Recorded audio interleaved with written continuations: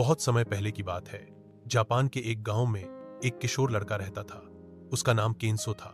वह एक साधारण किसान का बेटा था, लेकिन उसका सपना था एक महान समुराई योद्धा बनने का। एक दिन वह अपने गांव के पास के एक प्रसिद्ध तलवार गुरु मास्टर ताकेदा के पास गया और कहा, गुरुजी, मुझे तलवार चलाना सीखना है। मैं एक महान योद्धा बनना चाहता हूँ। मास्टर ताकेदा ने उसकी आंखों में झांका और कहा, अगर तुम सच में सीखना चाहते हो तो पहले 3 साल तक मेरी सेवा करो। केंसो ने बिना कोई सवाल पूछे उनकी सेवा शुरू कर दी। वह पानी लाता, खाना बनाता, आंगन साफ करता, लेकिन तलवार को छूने भी नहीं दिया गया। 3 साल बीत गए। एक दिन मास्टर ने कहा, अब तुम तैयार हो।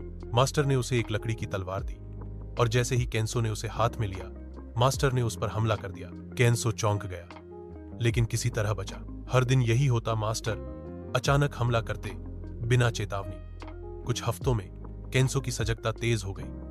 वह किसी भी आहट से पहले हमला भांपने लगा। धीरे धीरे उसे तलवार चलाने की कला के साथ साथ यह भी समझ में आया कि एक सच्चा योद्धा केवल तलवार नहीं, बल्कि धैर्य, अनुशासन और आत्मनियंत्रण से बनता है। एक दिन मास्टर ने उसे असली तलवार दी और कहा, अब तुम केवल योद्धा नहीं, बल्कि एक सच्चे छात्र भी हो चुके हो। कहानी से शिक्षा, सच्चा ज्ञान समय और तपस्या से आता है।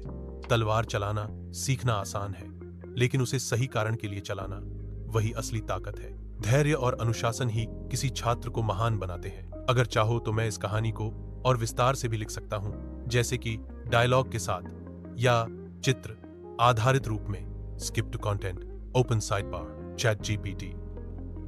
सो वर्ड की एक कहानी स्टूडेंट के ऊपर चैट जीपीटी सेड। यह रही एक प्रेरणादायक तलवार, सोर्ड और एक छात्र स्टूडेंट पर आधारित कहानी, शिष्य और तलवार। बहुत समय पहले की बात है।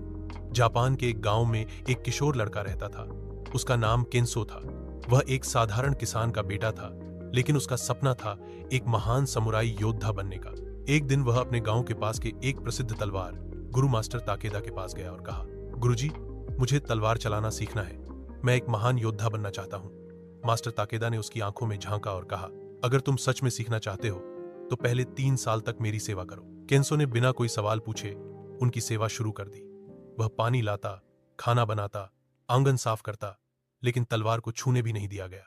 3 साल बीत गए। एक दिन मास्टर ने कहा, अब तुम तैयार हो। मास्टर ने उसे एक लकड़ी की तलवार दी और जैसे ही केंसो ने उसे हाथ में लिया, मास्टर ने उस पर हमला